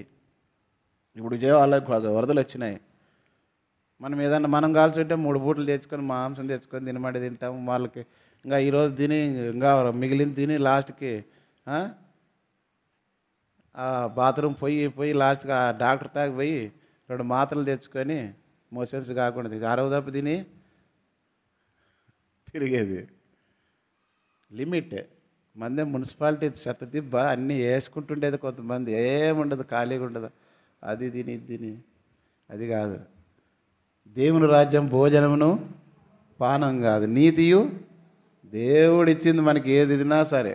వాళ్ళు ఆకుకూరలు తిన్నారు, వాళ్ళ ముఖం ప్రకాశవంతంగా ఉంది. దానియేలు వాళ్ళు సాధారణంగా ఉంది. ఎస్తేరు అనేకులకు ఆమె దయ కలిగింది, రాణి అయిపోయింది. దేవుని పిల్లలు ఉన్న దాంట్లోనే వాళ్ళ ముఖం చూసిన, వాళ్ళ జీవితం వాళ్ళు చూసిన అనేకులకు సంతోషకరంగా కనపడతారు. కొంతమంది ఎట్లుంటారంటే వాళ్ళు చూసేదే వద్దు, చూడబుద్ధి కూడా కాదు. అబ్బా అద్దనే దయ ముఖం చూసినప్ప అనుకుంటారు కొంతమంది. నిజం. ఆ వ్యక్తిని బట్టి ఆ ఫేస్కి ఆ విలువ పోతుంది. ఆ వ్యక్తిని అబ్బా పోయి పోయి వీళ్ళకి ఎదురుపడినామా, పోయి పోయి వాళ్ళకి చెప్తువా, పోయితే వాళ్ళతో మాట్లాడినావా అంటారు కొంచెం. మరి దేవుని పిల్లలుగా ఒకవేళ మనకి ఎవరన్నా లేదు ఇట్లా కొంచెం ఆయన పర్వాలేదు దేవుని బిడ్డ అట్లా ఎవరికి ఏం దాని విషయంలో నష్టం చేసేవాడు కాదు, ఆమె అట్లాంటిది కాదు, ప్రార్థన చేస్తుంది అనాలి. కానీ పోయి పోయి పోయి శాంతమ్మకు చెప్తువా నువ్వు ఆయమ్మ, వాళ్ళ మామ దాసరాయ గంట కొట్టుకుని టంగటంగా అని తిరిగి ఈ అమ్మ గలగంట ఊపుకుంటే ఊరంతా టింగ్ టింగ్ అని తిరుగుతుంది అనుకుంటా. తమాషగా అంటున్నాను శాంతమ్మ అని అంటారనమాట. కాబట్టి దేవుని పిల్లలుగా మనం యథార్థవంతులుగా ఉండాలి. కొన్నిసార్లు మనం ఎట్లా చెప్తామంటే యథార్థత అబద్ధాలు. ఒకసారి స్టూడెంట్స్ పోతూ ఉన్నారంట. పోతూ ఉంటే వాళ్ళది ఎగ్జామ్స్ ఇచ్చి తప్పించి పోతూ ఉన్నారు. పోయిన తర్వాత ఆలస్యంగా పాఠశాలకు పోయినారు. స్కూల్కి పోతే ఎందుకురా మీరు ఆలస్యం చేసిందంటే మేము వచ్చే వెహికల్ ఏమైపోయిందంటే పంచర్ అయింది సార్ అన్నారంట. ఆ సార్ నా ఎట్లా కూడా అంత సులభంగా ఏదంత ఇది కాదు, నలుగురు 4 దిక్కులు అక్కడ పెట్టి ఎక్కడ పెట్టి సరే నువ్వు ఇక్కడ రారా పక్కన రూమ్లో అని చెప్పి టైర్ పంచర్ అయిందిరా అంటే వీడు ముందు సార్ అన్నాడంట, నువ్వు లోనికి పో అన్నాడంట. నన్ను పిలిచి టైర్ పంచర్ వెనక్కి సార్ అన్నాడంట, కుడి పక్కది ఎడం పక్కది అన్నాడు. మళ్ళీ ఇంకోని పిలిచి ఏమనంటే టైర్ పంచర్ అంటే కుడి పక్కది అంటే 3 టైర్ల గురించి చెప్పినారు. ఇప్పుడు వాళ్ళు అబద్ధం చెప్పినారని తెలుస్తుందే నిజం చెప్తున్నారని. కాబట్టి చాలాసార్లు ఒక అబద్ధాన్ని కప్పిపుచ్చుకోవడానికి ఎన్ని అబద్ధాలు ఆడతారో తెలుసా? సులభంగా ఒకటే మాటే అవునా ఇది కరెక్టే అంటే అయిపోతుంది. కొనేసారి ఏదైనా మాట్లాడు ఎందుకు వచ్చింది ఎవరికో సరేలే అంటే అయిపోతుంది. సులభంగా మార్గం దేవుడు ఇచ్చినాడు, ఒప్పుకుంటే అయిపోతుంది కదా అంటాడు. ఏదైనా మాట్లాడుతున్నాడు సులభంగా ఒక మాటతో అయిపోతుంది కదా, దాని గురించి ఎంత తర్కవాదము అంటాడు. కాబట్టి నీ జీవితంలో ఎంతవరకు ఇలాంటి సాక్ష్యం కలిగి ఉన్నావు? మోసపోకుడి దేవుడు నువ్వు ఎన్ని అబద్ధాలు చెప్పినా అవన్నీ రాసి పెడతాడు. ఇది అంటే మన సాక్ష్య జీవితంలో కూడా ఎలా ఉండాలంటే యథార్థంగా దేవుని పనిలో యథార్థంగా ఉండాలి. చివరిది 7వ చూస్తే చూడండి, యోబు గ్రంథం 6వ అధ్యాయం 25వ వచనం. యోబు గ్రంథము 6వ అధ్యాయం 25వ వచనం.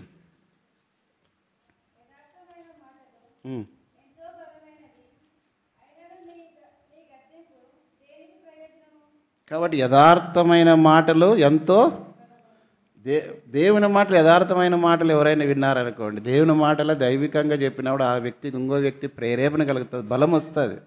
ఆ మాటలు విన్నప్పుడు అబ్బాయి ఈరోజు నాకు ఎంతో ధైర్యం వచ్చి సంతోషంతో బాధతో వచ్చి సంతోషంతో ఆ మాటలు విని అంటారు కదా, ఆ బలం తెచ్చుకొని ఆదరించబడి బలపరచబడి ధైర్యపరచబడి కుంగిపోకుండా బాధలో నుండి తేరుకొని ఎట్లయితే ఎండ తగిలి చెట్టు వాడిపోయినప్పుడు సాయంత్రం పూట చినుకలు పడినాయనుకో ఉదయానికి ఆ చెట్టు పచ్చ కలకలాడుతుంటాం. దేవుని వాక్యము అట్లా ఆ రీతిగా నీ పైన పడినప్పుడు ఎలా ఉంటావంటే నీ జీవితం నీ హృదయం తెప్పరిల్లు చేస్తుంది, ఆనందం. కాబట్టి నీ జీవితంలో ఇది ఏం చూస్తుందంటే యథార్థమైన మాటలు ఉండాలి మన జీవితంలో. దేవుని పిల్లలుగా మనం యథార్థమైన జీవితం ఎప్పుడు కలిగి ఉంటామో అప్పుడే మన జీవితంలో క్షేమం పొందుతూ వస్తాం. ఎందుకంటే యథార్థమైన మాటలు దేని సూచిస్తున్నాయి? చదవండి ఒక మాట, మత్తయి సువార్త 5వ అధ్యాయము 37వ వచనం. ఒకరు మత్తయి సువార్త 12, 36, 37 చదవండి. నీ మాట అవునంటే అవును, కాబట్టి మనం మాటలు ఎట్లా ఉండాలంటే అవునంటే అవును, కాదంటే కాదంట. వాస్తవమైన దాన్నే చెప్పాలా. అంతకు మించి పుట్టింది ఎవరి నుంచి పుట్టిందంట అంటే ఎక్కువ చెప్పినావంటే ఏమని అర్థం? అది దుష్టుడి నుండి అంటే తప్పుని కప్పిపుచ్చేదానికి ఎక్కువగా చెప్పాల్సి వస్తుంది. ఒకవేళ మన మాటలు ఆ రీతికి చెప్పింటే అన్నాడు 12వ అధ్యాయము 36, 37 మత్తయి సువార్త 12, 36, 37. నేను మీతో చెప్పున్నది ఏమనగా మనుషులు పలుకు ప్రతి వ్యర్థమైన మాటలను గురించి విమర్శ దినమున లెక్క చెప్పవలసి ఉన్నది. నీ మాటను బట్టి నీతిమంతుడు అని తీర్పు నందుదువు, నీ మాటను బట్టియే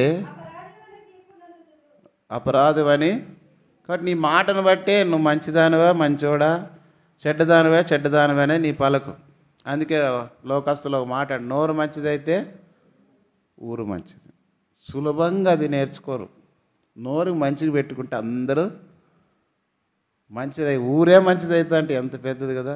మన నోరుని బట్టి మన ఇంటోళ్ళే మంచోళ్ళు అంటారు. మన నోరు పోయి ఆమె నోట్లోకి నోరు ఎందుకు పెడతావమ్మా?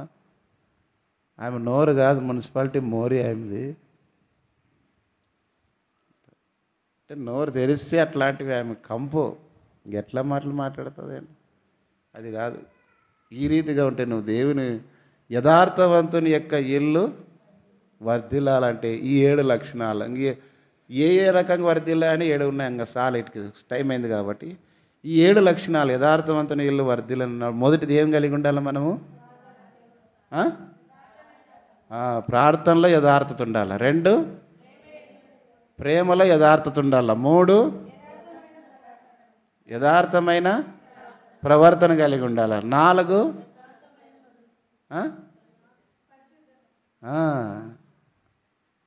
యథార్థం పరిశుద్ధత కలిగి ఉండాలి. పవిత్రత కలిగి, యథార్థమైన పరిశుద్ధత, వేషధారణ కాదు. నెక్స్ట్ 5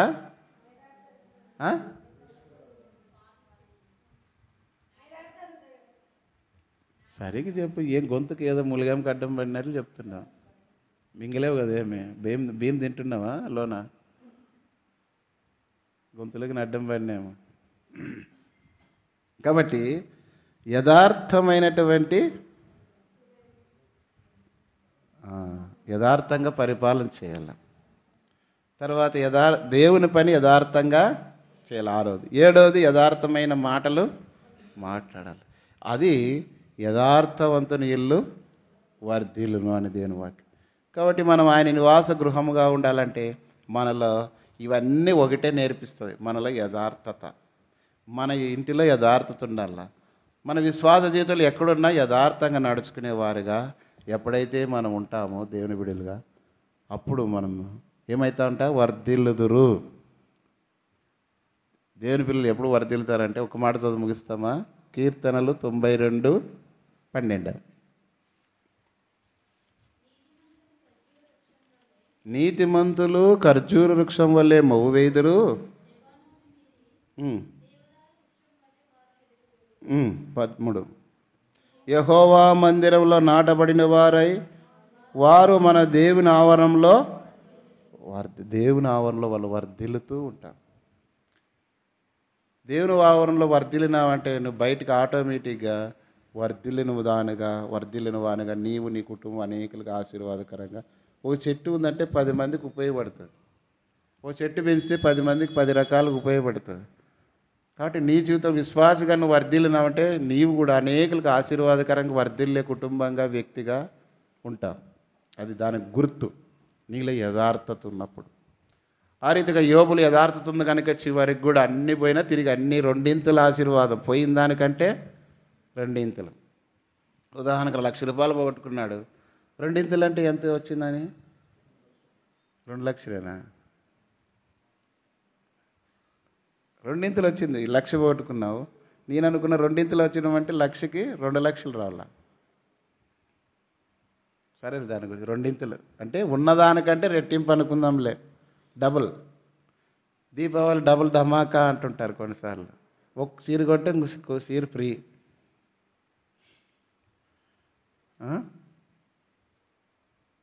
కాబట్టి దేవుని పిల్లలుగా మనం యథార్థత కలిగి ఆ రీతిగా దేవుని గృహముగా మనం కట్టబడాలంటే మన యథార్థత మనలో ఉండాలి, మన ఇంటిలో ఉండాలి, సంఘములో ఉండాలి. అంటే దేవుని పిల్లల్లో, సంఘం అంటే దేవుని పిల్లల మందిరంలో ఉన్నాయని కాదు అర్థం. సంఘం అంటే మనమే కాబట్టి మన కుటుంబాలలో, మన జీవితంలో మనం, అది సంఘం. ఆ రీతిగా దేవుని వాక్య పిల్లలు మనం యథార్థత కలిగి వర్ధిల్లినట్లుగా ప్రభు ఆయన నివాసస్థలంగా ఉండనట్లుగా ప్రభు సహాయంగా చేయును గాక. ఒక మాట చదువుకొని ముగించుకుందాం. సామెతలు 3:33 గుర్తుకొచ్చింది. సామెతలు 3:33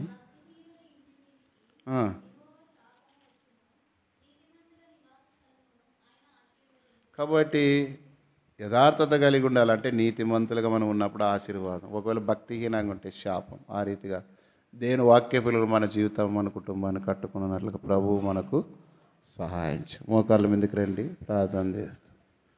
యేసుని నమ్మెడి వారు ఆయన ఉచిత కృపతో నీతిమంతులయ్యెదరు. యేసుని నమ్మెడి వారు దేవుని వరణములో